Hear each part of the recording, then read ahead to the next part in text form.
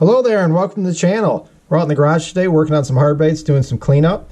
If you like what you see today and you're new to the channel, do me a favor and click the subscribe button below and you'll see all our future videos. What we're going to be doing today is changing the hooks and the stock split rings on some hard baits. I've got some jerk baits here. I've got some crank baits. I'm just going through all these new baits before anything gets in my boat or in my storage boxes. All these stock hooks and all the stock split rings are getting removed. Why do you do that, you ask? I want sharp hooks when I'm in tournaments fishing for money, and I don't want rust from those split rings. Those cheap split rings can create rust in your boxes. You see here I've got a box of nice clean rust-free baits. This box has been in the boat for several years. I don't have any issues because I change out to nice clean fresh split rings, and what I mean by nice and clean are stainless steel split rings. They're very important. They're stronger and they do not rust. These are Jan's Netcraft split rings. A lot of different brands are out there, but just make sure they're stainless steel so they don't rust and they're stronger. You just don't know what you're getting on these baits from overseas. You don't know if it's zinc plated, no plating at all. You know, they create, the wrong metal creates electrolysis with the hook hanger and the hook and the split ring, and you've got rust with a little bit of moisture. So I just like to stop that process right at the start. And this is a bait that's new to me. It's got stock hooks and stock split rings. They're actually pretty sharp hooks, but still, either way, I'm going to get rid of them. So what you're going to need to do this, well, you don't need it, but it's really what makes it easy. And if it's not easy, you're not going to do it. If you want it, you can dig in these split rings with your fingernails.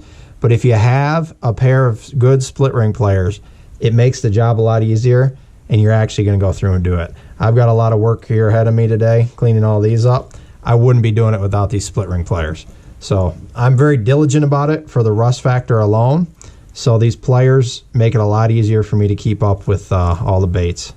And they're nice and compact. They actually fit in my box. I keep them in the boat. I'll even change hooks 2-3 times a day on the water if I'm cranking rocks or wood or something like that. But what makes these split ring pliers is that little notch there. That notch is specifically for split rings. These happen to be Texas tackle split rings. They're just the ones I've found to be the easiest. So what I'll do real quick is since I don't want either the hook or the split ring, I'm gonna show you how to remove the whole split ring and hook off the bat like I always do whenever I get a new bait. So I'm gonna take that split ring plier, and I've got the opening of the split ring pointed right up at the camera, and just to the side of it, I'm going to insert that notch in the split ring plier in between the two wires. I'm going to squeeze, and it's going to open up those split rings there. You see there's a gap now.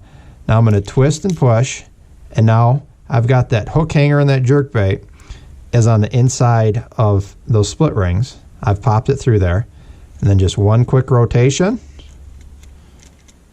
Just rotate it around and you remove it. It's as simple as that. That's how you get the hook and the split ring off. Now I'm going to add a split ring, and I'm going to show you how you can just change the hook if you don't want to change the whole split ring and hook like I just did. So we're going to add a split ring back in there and then add a hook to it. So I'm going to discard the old stock one. What I'm going to do here is I've got some nice stainless steel split rings. Like I said, stainless steel is the key to keeping your box clean. So a lot of brands make stainless steel split rings. Just look for them. These happen to be Jan's Netcraft. They're very strong and their price is reasonable. Some of the split rings can get crazy expensive, especially when you have a lot of baits to do like I have here. So pull a couple out. Need one more. I store mine in these little 6mm Ziploc bags. It makes it a lot easier. They're great for hook storage too. That way your hooks aren't rattling around when you're running down the lake. And I don't put hooks on my baits until I'm ready to throw them. Night before I go fishing, if I expect to throw some, I'll add hooks. But I'll add a bait to the boat with just split rings on the bait. I don't want those hooks rattling in the box if I'm not going to throw them. So again, I've taken that split ring and I've opened it up. I've got the opening here at the top, and I went to the side and I put that notch in between the two wires and just squeeze, and there's an opening now. And I just take that hook hanger, put it in that open end of that split ring. It's just sitting in there. We're going to do 1 rotation. And there, you've got a split ring on that jerkbait there. So it's ready for a hook. Normally I just add these split rings and put it in the boat unless I was throwing it tomorrow, or I'll put it in the storage like this. But just to show you guys, I'm going to add a hook. It's a nice sharp hook there we got. Just took it out of the bag. And like I said, sometimes, especially with jerkbaits, you never know if you're getting fish in the boat the way smallmouth are in jerkbaits. So I'm putting fresh, sharp hooks on there all the time, several times a day when I'm fishing. So here's the eye of the hook. I've opened up that split ring again. Just going to pop it in there like that, like we did before. Now I'm just going to do 1 rotation. That hook is now, after 1 rotation, it's in there and it's good to go. You've got yourself a jerkbait with a fresh, sharp hook and a fresh, clean split ring. So, and one more thing, that's all you have to do for the hooks, but one more thing don't forget about. There's another split ring on the nose of this bait. Some of these stock split rings are just corrosion waiting to happen. And this one, I'm removing this one. This happens to be an oval split ring. You can replace it with a round.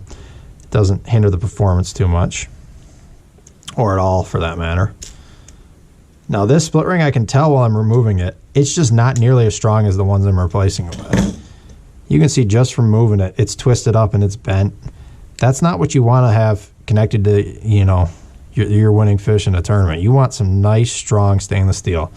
So I'm sure that works fine, but not for me. So here I'm going to take a number 2. This is a number 2 stainless steel split ring. And number 2 is a good all-around size for bass fishing. You really only need a number 2 and a number 1. You may need a number 3 or a heavy gauge number 2 for some big cranks and topwaters, but generally a number 2 size and a number 1 size will cover everything.